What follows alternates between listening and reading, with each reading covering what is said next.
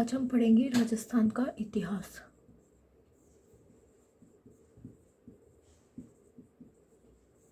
राजस्थान का जो इतिहास है वो मुख्य तौर पे 3 भागों में बांटा जाता है। जैसे भारत का इतिहास भी 3 भागों में बांटा जाता है, एंशिएंट, मिडाइवल और मॉडर्न। एंशिएंट का जो बांटने का जो तरीका है भारत के इतिहास को वो अलग पैमाने पर है, लेकिन राजस्थान का इतिहास जो है वो हम अलग पैमाने पर बांटते हैं क्योंकि यहाँ पे अंग्रेज़ों को इतना राज तो था नहीं। तो सबसे पहले तो आता है प्राचीन राजस्थान का इतिहास। प्राचीन में हम सभ्यताएं पढ़ते हैं, जैसे कि सिंधु घाटी सभ्यताएं पढ़ते हैं।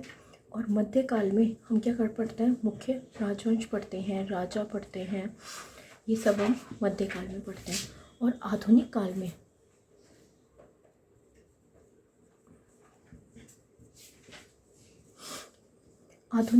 हम पढ़ते हैं। वैसे तो राजस्थान जो था वो अंग्रेज़ों के अधीन डायरेक्ट आता नहीं था, लेकिन जो भी थोड़ी बहुत अंग्रेज़ों के खिलाफ लड़ाइयाँ हुई हैं, जैसे कि 1857 की क्रांति, आदिवासी आंदोलन, किसान आंदोलन, ये सब हम इसमें पढ़ते हैं। तो जो भी यहाँ पे ये आधुनिक वाले में राजस्थान का एकीकरण भी हम पढ़ते हैं, ये सब हम इसी में पढ़ते हैं, राजस्थान के आधुनिक इतिहास में। तो इस तरीके से राजस्थान का जो प्राचीन, मध्य और आधुनिक 3 भागों में बांटा गया है। प्राचीन जो इतिहास है ये भी आपका इम्पोर्टेंट है क्योंकि सभ्यताओं से बहुत ज़्यादा सवाल अब आते हैं। मध्य काल जो है उसमें कल्चर से ज़्यादा सवाल आते हैं, सांस्कृतिक सवाल अब ज़्यादा आते हैं। राजाओं के युद्ध वगैरह के सवाल कम हो चुके हैं। सांस्कृतिक, जैसे कि किसी ने मंदिर बनवाया, स्थापत्य कला, मंदिर, महल, किले, ये सब, और पुस्तकें, ये आते हैं इसमें। आधुनिक में बता ही दिया। तो मध्यकाल में ये इन चीज़ों पर आप ध्यान दें, बाकी जो है फैक्ट्स वो कोशिश करें याद हो जाए, पर उनमें ज़्यादा टाइम नहीं लगाए। और जो आधुनिक राजस्थान का इतिहास है वो बहुत ज़्यादा इम्पोर्टेंट है। प्राचीन और आधुनिक ये दोनों ही बहुत कम से मतलब बहुत ही कम भाग है, इनका जो मटेरियल है वो बहुत कम है, लेकिन उतना भी याद कर लेंगे तो उसमें से अधिकतर क्वेश्चंस जो हैं वो आप अटेम्प्ट कर पाएंगे। तो सबसे पहले हम शुरू करेंगे राजस्थान का प्राचीन इतिहास। प्राचीन राजस्थान का इतिहास, जैसा कि हमें पता है इतिहास क्या होता है, जो भी बीता हुआ पल है, जो बीत गया है, वो किस में होता है, इतिहास में।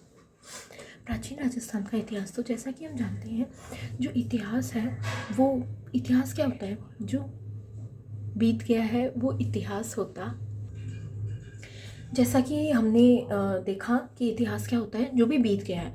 तो बीती हुई जो चीज़ें हैं वो हमें पता कैसे चलेंगी, मतलब हम तो वर्तमान में हैं तो हमें तो वर्तमान की चीज़ें पता चलेगी। अब जो पीछे हो चुका है उसके साक्ष्य, एक तरीके से स्रोत कहाँ से मिलेंगे हमें। तो प्राचीन राजस्थान का जो इतिहास है उसमें सबसे पहला जो टॉपिक हम देखेंगे वो देखेंगे इतिहास के स्रोत। इतिहास के जो स्रोत है वो 3 भागों में बांटे गए हैं। अब 3 भागों में किस आधार पे बांटे गए हैं, एक अंग्रेज़ों का एक बंदा था टिफिन थैलर नाम का, तो वो एक दिन जा रहा था और उसने देखा कि एक पत्थर जो है उस पर कुछ लिखा हुआ है।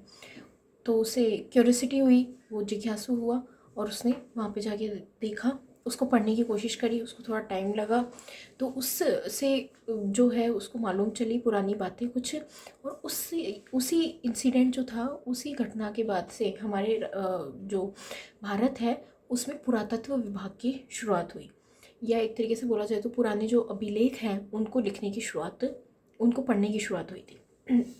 तो ये जो प्राचीन राजस्थान के इतिहास के जो स्रोत हैं, एक तरीके से अभिलेखों को पढ़ना, खनन वगैरह, ये सब जो है इनका श्रेय अंग्रेज़ों को जाता है। तो अंग्रेज़ों ने भारत में बहुत सारी अच्छी चीज़ें भी की हैं।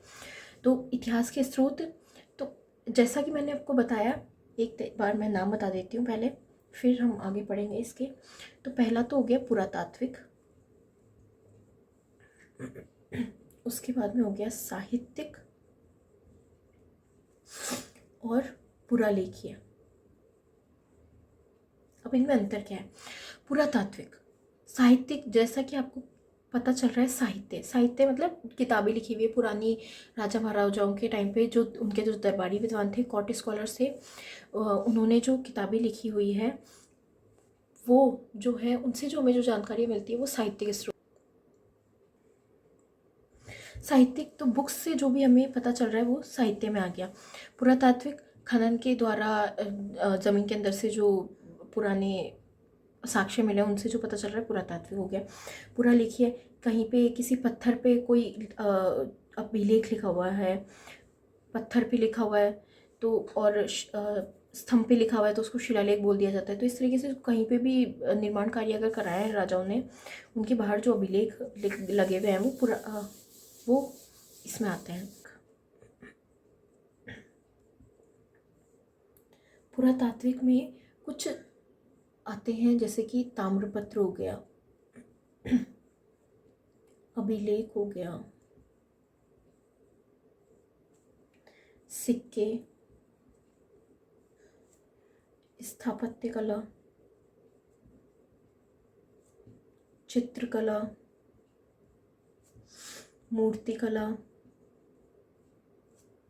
और उत्खनित पुरावशेष, ये सब जो हैं वो पुरातात्विक का भाग है। उत्खनित पुरावशेष, कहीं पे मूर्ति है, चित्र है, ये सभी किसके भाग है? पुरातात्विक के भाग है। पुरातात्विक जो है उनके जनक भारत में तो कहा जाता है अलेक्जेंडर कनिंघम को। पुरातत्व का जनक भारत में कहा जाता है अलेक्जेंडर कनिंघम को। और राजस्थान में पुरातत्व का जनक कहा जाता है ACL कार्लाइल को।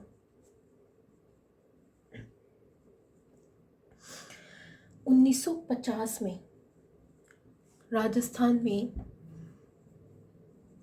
पुरातत्व एवं संग्रहालय विभाग की स्थापना की गई थी। 1950 में पुरातत्व एवं संग्रहालय विभाग की स्थापना की गई थी और भारत में पुरातत्व का जनक अलेक्जेंडर कनिंघम और राजस्थान में ACL कार्लाइल। तो इसमें सबसे पहला जो देखते हैं पुरातत्व में वो हम देखेंगे अभिलेख। अभिलेख में पहला अभिलेख आता है सबसे पहले तो अभिलेख जो है उसमें पहला अभिलेख हम देखेंगे। उससे पहले कुछ बातें कि अभिलेख जो है उनका अध्ययन एपिग्राफी कहलाता है। अभिलेखों का ही हम अध्ययन करें तो एपिग्राफी कहलाता है। अभिलेख जो होता है वो तिथि युक्त होता है, डेट डली हुई रहती है इनमें, उस समय की होती है, और समसामयिक होता है। समसामयिक मतलब जिस समय होता है उसी की बातें करते हैं, जैसे कि करंट की बात, तो जिस समय है उसी की समय की बातें इनसे पता चलती है। और शुरुआत में अभिलेख संस्कृत में लिखे जाते थे, बाद में राजस्थानी में भी लिखे जाने लगे और फारसी में भी लिखे जाने लगे। बाद में राजस्थानी और फारसी सब में लिखे जाने लगे। अभिलेखों से हमें कुछ चीज़ें कुछ जानकारियाँ मिलती हैं, जैसे कहीं पे कोई निर्माण कार्य हो रहा है तो उसकी जानकारी मिलेगी हमें, वीरता की जानकारी मिलेगी हमें, सती प्रथा की जानकारी मिलेगी हमें,